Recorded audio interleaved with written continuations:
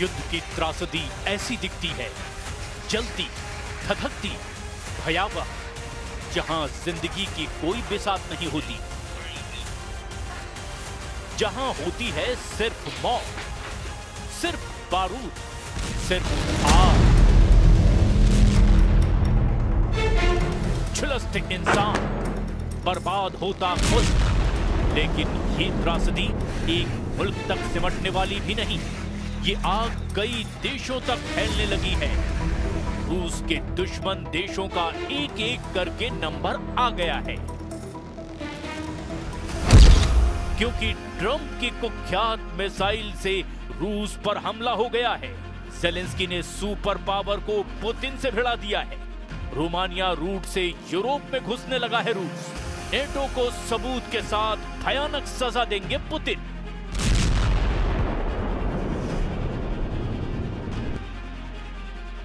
जब यूक्रेन सबसे ज्यादा बारूदी तपिश झेल रहा है, तब यूक्रेन का जर्रा जर्रा बारूदी धमाकों से दहल रहा है, तब सुपर पावर का साइलेंट हो जाना बहुत बड़े खतरे का सिग्नल दे रहा है।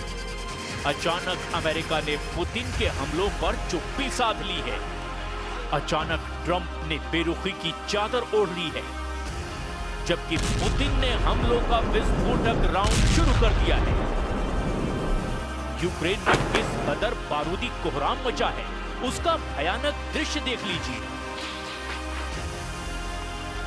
ये बहुमंजिला इमारत रूस के प्रचंड प्रहार से ढह गई है। धमाका इतना जोरदार था कि कई घंटों तक बिल्डिंग आग में घिरी रही। धमाका इतना पावरफुल था कि आधी इमारत भस्म हो गई। रूस ने पूरी रात यूक्रेन में मिसाइलों और ड्रोन से हमले किए। खासकर पश्चिमी यूक्रेन के शहरों को रूस की सेना ने निशाने पर ले लिया। ये चलता हुआ बहुमंजिला अपार्टमेंट टेर्नोपिल सिटी का है, जहां रात में हुए हमले में 25 लोगों की मौत हुई है। हमले के बाद राहत बचाव में जुटे दमकल कर्मियों ने जलते अपार्टमेंट से 40 से ज्यादा घायलों को बाहर निकाला। रूस के हवाई हमले में टेर्नोपिल के अपार्टमेंट मटिया मेट हो गए। वहीं खार्किव में रूस पर अस्पताल पर ड्रोन से बमबारी के आरोप लगाए जा रहे हैं। ये हाहाकार उसी अस्पताल का है जहां 39 लोग बारूदी प्रहार से जख्मी हो गए। रूस के ताबड़तोड़ हमलों से बचने के लिए यूक्रेन की राजधानी कीव में लोगों ने अंडरग्राउंड मेट्रो स्टेशन में पनाह ले रखी है। Почали спускатися метро, коли уламки або шахеди десь поблизу влучали. Це була і ударна волна, і взагалі це дуже страшно. Коли така дивишся на ту вирву в землі і не можеш себе до ладу привести. В них така мета – знищити націю, знищити українців. Тому вони роблять все для того, щоб це все здійснити. पुतिन आर्मी के भीषण हमलों के बीच अब यूक्रेन के नेशनल गार्ड चीफ ने अमेरिका और नेटो से ज्यादा हथियारों की मांग की है। ओलेक्सांद्र प्यूनेन्को ने रूस से लड़ने के लिए ज्यादा से ज्यादा तोपखाने की डिमांड दोहराई है। В цьому випадку соразмірність, скажімо так, ресурсів двох країн, вони в рази менше, ніж наша, звісно, в рази менше, тому нам потрібно воювати технологічно.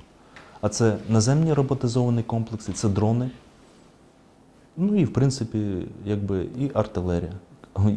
Скільки б не було війн, знаєте, артилерія буде виконувати завжди задачі, тому що це дійсно бог війни. Тому що погоди немає, артилерія працює. यूक्रेन फोर्स के टॉप कमांडर हताश हो चुके हैं। सभी बार बार हथियारों की किल्लत के साथ वार जोन में पेश आ रही मुश्किलों का ब्यौरा दे रहे हैं।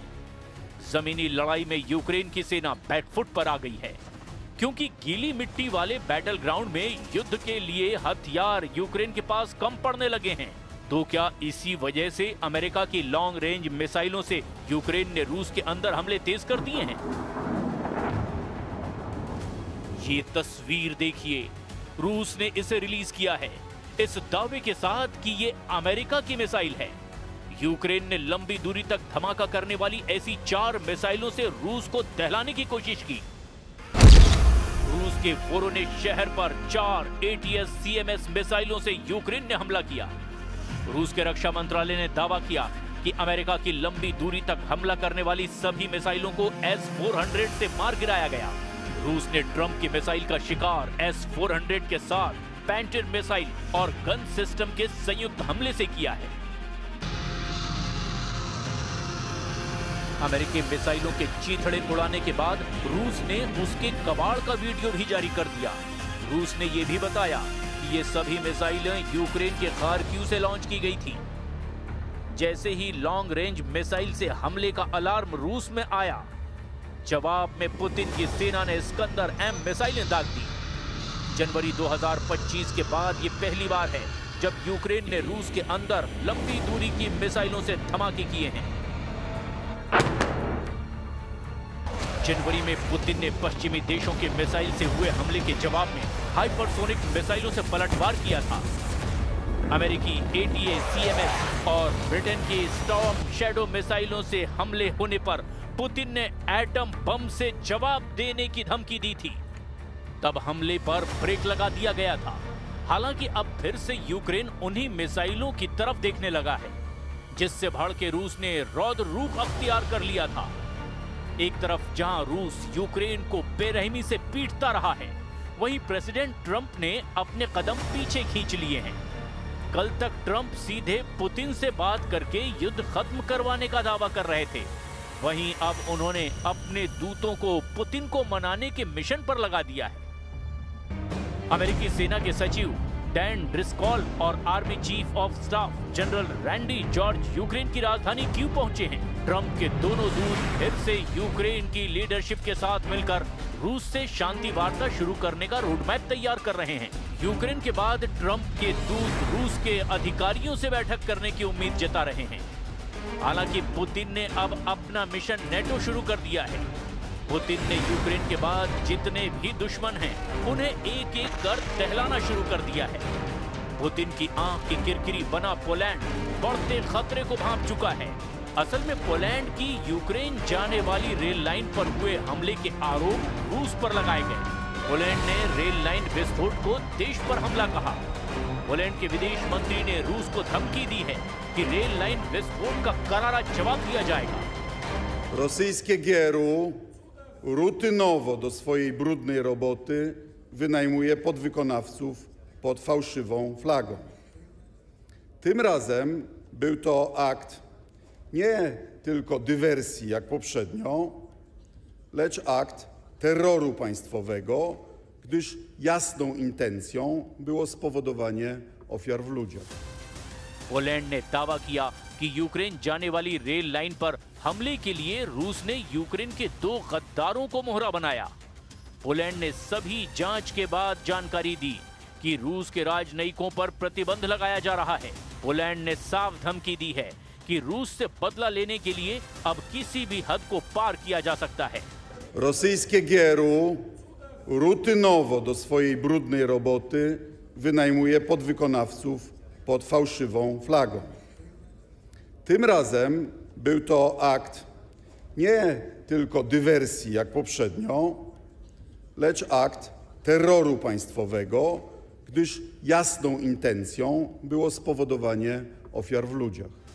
यूक्रेन रूस युद्ध शुरू हुआ तब से पोलैंड ने पुतिन की टेंशन बढ़ा रखी है। पोलैंड ने बीती रात रूस के भीषण हमलों के बाद में फ्रंट लाइन पर जंगी जेटों को उड़ाना भी शुरू कर दिया है। पोलैंड के साथ रोमानिया में नेटो के फाइटर जेट ने भी अटैक मोड ऑन कर दिया है। मतलब नेटो और रूस का युद्ध अघोषित तौर पर शुरू हो चुका है। रूस ने रोमानिया और पोलैंड में किसी भी एक को अगर टारगेट बनाया तो फिर युद्ध का विस्तार अमेरिका तक हो सकता है। इसी वजह से ट्रंप अब पर्दे के पीछे रहते हुए पुतिन से वॉर डील फाइनल करने का प्लान बना रहे हैं। अमेरिकी न्यूज एजेंसी एक्सियोस के मुताबिक ट्रंप ने यूक्रेन युद्ध खत्म करने के लिए एक नई योजना पर चुपचाप रूस से बातचीत कर ली है। ट्रंप और पुतिन ने मिलकर के 28 सूत्री एक मसौदा भी तैयार कर लिया है। नए शांति प्रस्ताव को 4 बड़े हिस्सों में बांटा गया है, जिसमें यूक्रेन में शांति, सुरक्षा गारंटी, यूरोपीय सुरक्षा और रूस यूक्रेन के साथ भविष्य के अमेरिकी संबंधों का जिक्र है। हालांकि रूस ने यूक्रेन की जितनी जमीन जीत ली है, उसका कंट्रोल किसके पास होगा अब भी ये साफ नहीं है। युद्ध समझौते में यही पेच अब तक अनसुलझा है।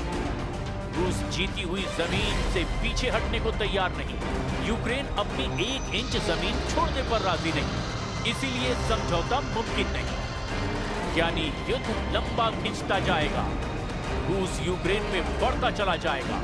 यूक्रेन के सरेंडर के बाद पुतिन नेटो की तबाही का मिशन ऑन कर सकते हैं।